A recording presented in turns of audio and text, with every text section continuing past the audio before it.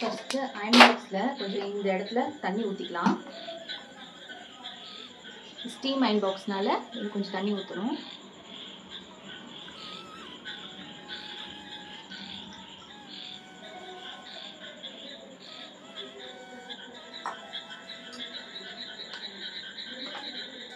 இதான் நம்ம இப்போ ப்ரீ ப்ளீட் பண்ண போகிற saree.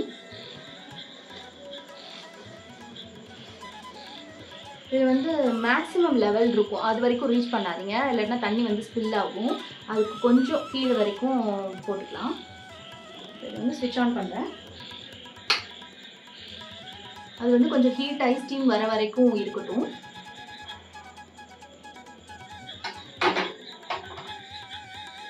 அதுக்கப்புறம் நம்ம இதில் மெஷர்மெண்ட் எடுத்துக்கலாம்.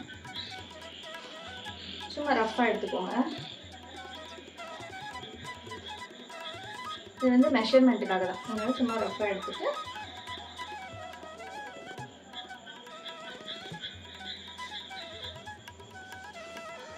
ஹைட் எவ்வளோ வச்சுக்கணும்னு பார்த்துக்கலாம். நீ லெவலுக்கும் கொஞ்சம் கீழே வச்சுக்கலாம். இப்போ இந்த இடத்துல வந்து பாயிண்ட் வருது. அப்போ என்ன பண்ணணும்னா அங்கே ஒரு சேஃப்டி பின் பண்ணி மார்க் பண்ணி வச்சுக்கலாம். இந்த பாயிண்ட் எப்போவுமே பின் வந்து இப்படி டவுன் சைடாக வச்சு பின் பண்ணணும். அப்போ தான் saree வந்து டேமேஜ் ஆகாம இருக்கும். அவ்வளோ இது வந்து மார்க் பண்ணிட்டோம். அடுத்து ஹிப்பில் வந்து மார்க் பண்ணி எடுத்துக்கணும். அதாவது ப்ளவுஸ் பீட் கட் பண்ணல, நான் தனியாக துணி எடுத்து தைச்சிட்டேன். அதனால இது கொஞ்சம் ஹைட்டாக இருக்குது. அதனால நான் இதை ஒரு ஃபோல்டு பண்ணி இதை வந்து இன்சைடில் வச்சுருவேன். இது ஒரு டிப்ஸாக வச்சுக்கோங்க. அந்த ப்ளவுஸ் பீட் அளவுக்கு கொஞ்சம் மடிச்சுட்டு இங்கேருந்து இப்போ ஸ்டார்டிங் பின் பண்ணுவேன். இப்போ இது உள்ளே போயிடும். லாஸ்ட் டைம் இது கட்டினேன், இது செகண்ட் டைம் இந்த புடவை கட்டுறேன். லாஸ்ட் டைம் கட்டும்போது பார்த்தீங்கன்னா இந்த இது பண்ணலை. பார்த்தீங்கன்னா அந்த பல்லு இந்த சென்டர் பிளேட் இருக்குல்ல, அங்கே வந்து நிறைய புஃப்னு இருந்துச்சு. அதனால இந்த டைம் வந்து இதை கரெக்ட் பண்ணிட்டு பண்ணுறேன். ஒரு ஃபோல்டு இப்படி பண்ணிக்கோங்க. பண்ணிவிட்டு இந்த இடத்துல ஸ்டார்ட் பண்ணலாம்.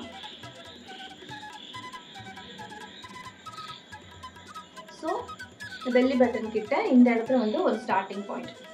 இங்கே கொஞ்சம் கூட கேப் எடுத்துக்கலாம் அட்ஜஸ்ட் பண்ணுறதுக்காக.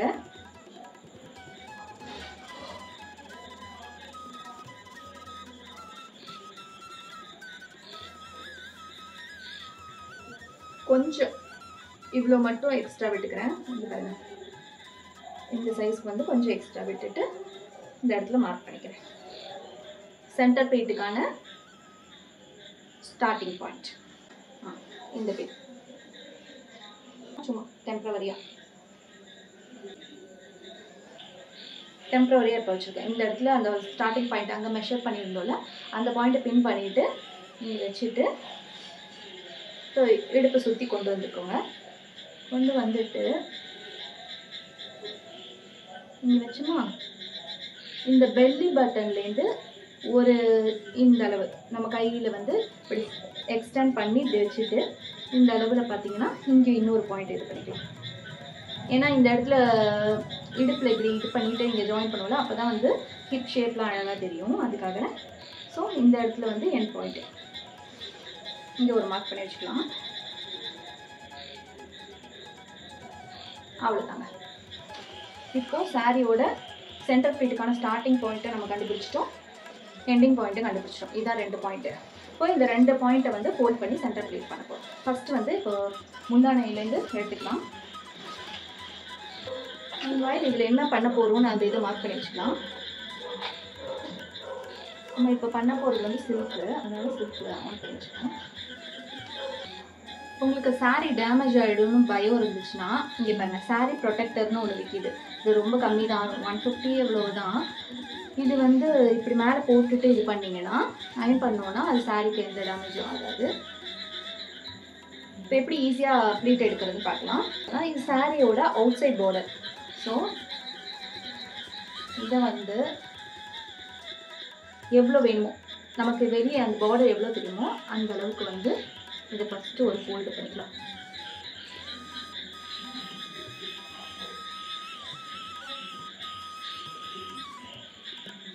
ஓகே, எனக்கு வெளியே இவ்வளோ நீளம் அந்த பார்டர் தெரியுங்கிறத ஃபஸ்ட்டு ஃபோல்டு பண்ணிவிட்டு அதை ஒரு தடவை அயன் பண்ணிக்கலாம்.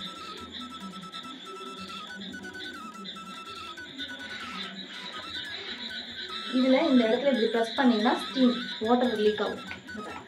இந்த இடத்துலேருந்து வாட்டர் லீக் ஆகும். அது தெளித்து அயன் பண்ணால் சூப்பர் ஸ்டிஃபாக இருக்கும்.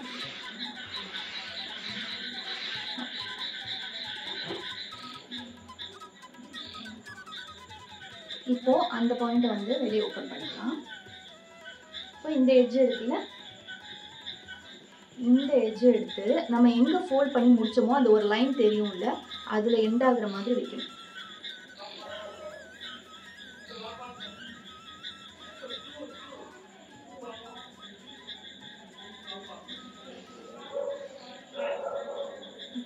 இங்கே ஒரு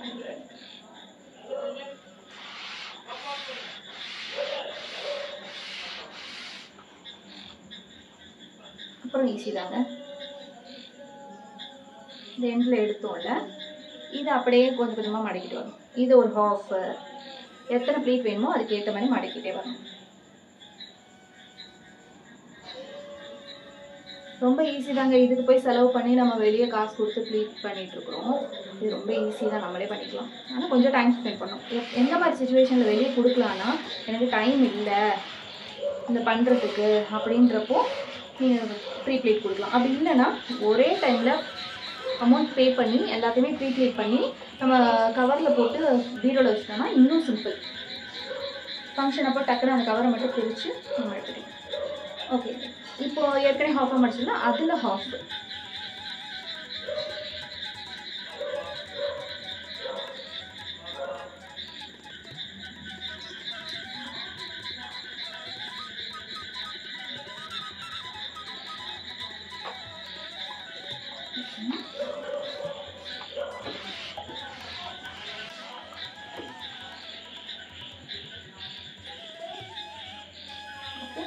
எனக்கு இன்னும் சின்ன ப்ளீட்டாக வேணும்னா இது இன்னும் கூட ஒரு ஃபோல்டு பண்ணிக்கலாம். ஒரு 10-15 அந்த மாதிரிலாம் சில பேர் ஃபோல்டு வைப்பாங்க, அப்படி வைக்கலாம். எனக்கு இது போதும், அதனால இதோட ஸ்டாப் பண்ணிக்கிறேன். இப்போ வந்து அப்படியே மெதுவாக விரிச்சு விட்டுப்போம்.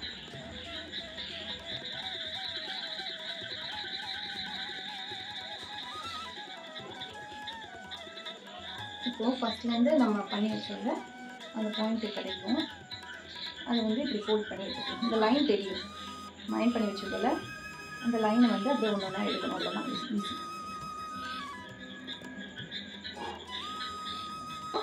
இந்த ப்ளீட் எடுத்து இப்படி அரேஞ்ச் பண்ணி வச்சுட்டோம். பின் குத்தி செக்யூரும் பண்ணிட்டோம். இப்போ இதை வந்து டேபிளில் ஹோல்ட் பண்ண வைக்கணும். அதுக்கு இந்த கிளிப் இருக்குது, இதை வந்து டேபிளோட கனெக்ட் பண்ணி வச்சுக்கணும். ஸோ ஒன்று ஒன்றா அரேஞ்ச் பண்ணிக்கலாம்.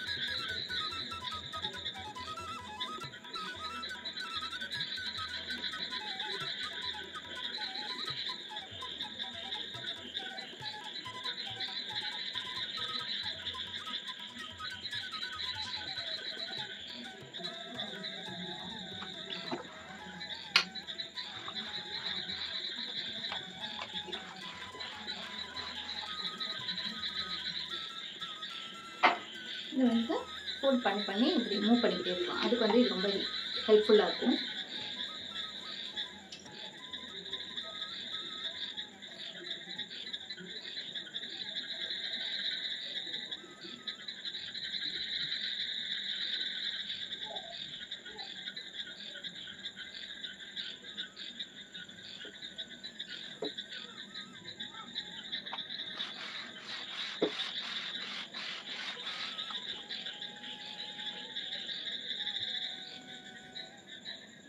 இப்படி பின் பண்ணிகிட்டே இருக்கணும். நம்ம ஒரு பாயிண்டில் பின் பண்ணியிருந்தோம்ல, மார்க் பண்ணியிருந்தோம்ல, அந்த மார்க் வர வரைக்கும் இப்படி மூவ் பண்ணிகிட்டே இருக்கணும்.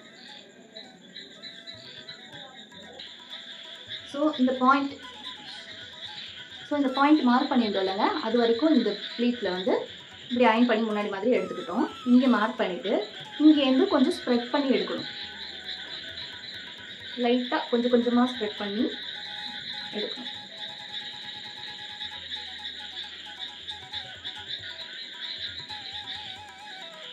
இது வரைக்கும் பின் பண்ணியிருந்தோம்ல, இப்போ இந்த பாடியில் வர்றதை வந்து ஸ்ப்ரெட் பண்ணி எடுத்தோம்னா மார்னிங் வந்து அதாவது ஃபங்க்ஷன் டைமில் வந்து இங்கே பின் பண்ணி அப்படியே டேரெக்டாக அப்ளை பண்ணிக்கலாம். நம்ம பாடிக்கு டைப்புக்கு ஏற்ற மாதிரி கொஞ்சம் ப்ளஸ் சைஸாக இருந்தாங்கன்னா இதை வந்து ஒரு 2 இன்ச் அந்த மாதிரி வச்சுக்கலாம். இல்லைன்னா 0.5 1 அது நம்ம பாடி சைஸ்க்கு ஏற்ற மாதிரி நம்ம கொஞ்சம் கொஞ்சமாக அட்ஜஸ்ட் பண்ணிக்கலாம்.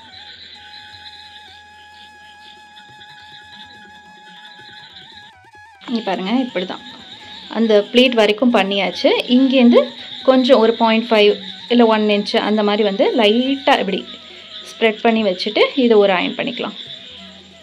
அவ்வளோதான், சிம்பிள். இப்படி வச்சுட்டு ஒரு அயன் பண்ணிட்டோன்னா பாடி பார்ட் ரெடி. இதை அயன் பண்ணிட்டோம். போக போக அந்த சைஸஸ் வந்து இன்ச்சஸ் வந்து கொஞ்சம் அதிகமாகிட்டே போகணும். ஏன்னா இடுப்பை சுற்றி வரணும்ல, இதில் வந்து அப்படியே இன்ச்சஸ் கூட கூட வரணும். அதையும் அயன் பண்ணிட்டு காட்டுறேன். இதான் இப்போ ஸ்ப்ரெட் பண்ணி வச்சுட்டேன், அயன் பண்ண போகிறேன். அவ்வளோதாங்க. ஸோ ஹிப் வரைக்குமே அயன் பண்ணியாச்சு. இப்போ சென்டர் ப்ளீட் எடுக்க போகிறோம். அதுக்கு இந்த ஸ்டார்டிங் பாயிண்ட்டும் இந்த எண்டிங் பாயிண்ட்டும் மார்க் பண்ணி வச்சுருந்தோம்ல, இதை எடுத்துக்கணும். இப்போ இதுலேருந்து ப்ளீட் வைக்க ஆரம்பிச்சிடலாம்.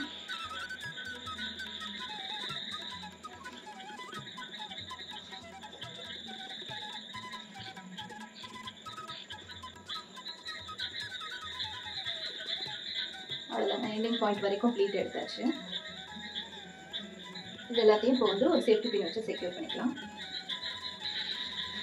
அரேஞ்ச் பண்ணும்போதே ஈவனாக பண்ணிட்டீங்கன்னா நமக்கு நீட்டாகவும் இருக்கும், வேலையும் ஈஸியாக முடியும். ஒன்றுக்கு மேலே ஒன்று அந்த மாதிரி வராது.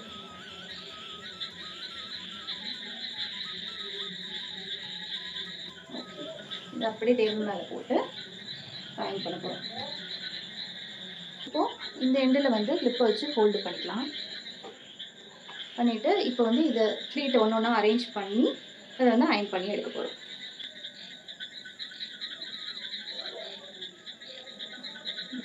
அரேஞ்ச் பண்ணிக்கலாம். அவ்வளோதான், இப்போ அரேஞ்ச் பண்ணி வச்சுட்டேன். இதில் வந்து ஸ்டார்டிங் பின் பண்ணும்போதே கொஞ்சம் இந்த மாதிரி ஸ்ப்ரெட் பண்ணி வச்சிட்டோன்னா இங்கே இடுப்பில் சொருகும் போது இந்த இடம் புஃப்னு இருக்காது. அப்படி இப்படி வச்சுட்டு இது ஒரு அயன் பண்ணிக்க வேண்டியதான். இப்போ வந்து ஃப்ளஃபி மாதிரி கேட்குறாங்க. அவங்களுக்கு வந்து எப்படின்னா இந்த இடத்துல அயன் பண்ணாமல் அப்படியே விட்டுட்டோன்னா அது வந்து அப்படியே புஃப்னு இருக்கும். இதாங்க சிம்பிள். நான் இப்போ ஃபுல்லாக அயன் பண்ணிவிட்டு உங்களுக்கு காட்டுறேன். இந்த இடத்துல வந்து இப்படி பல்ஜாகி வருதுல்ல, இது மாதிரி வந்து இப்போ கேட்குறாங்க சில பேர்.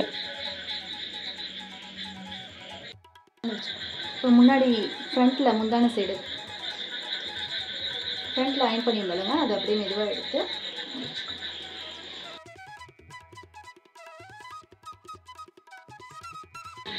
அவ்வளோதாங்க, பாக்ஸ் ஃபோல்ட் பண்ணி வச்சுட்டேன். இப்போ மார்னிங் வந்து ப்ளீட் பண்ணிவிட்டு உங்களுக்கு காட்டுறேன் எப்படி இருக்குன்னு. ப்ளீட் பண்ணிட்டு வீடியோ எடுக்கணும்னு நினச்சாங்க, ஆனால் ஃபங்க்ஷனுக்கு டைம் ஆகிடுச்சு, டைம் இல்லை. அதனால் வந்துட்டு ஃபங்க்ஷன் முடிச்சுட்டு எடுத்த சில ஃபோட்டோஸ் அப்லோட் பண்ணுறேன். இதுதான் நம்ம ப்ளீட் பண்ண சாரியோட அவுட்புட். ஸோ நீங்களும் இது மாதிரி யூஸ் பண்ணிக்கோங்க. வீடியோ யூஸ்ஃபுல்லாக இருக்கும்னு நினைக்கிறேன். தேங்க்யூ.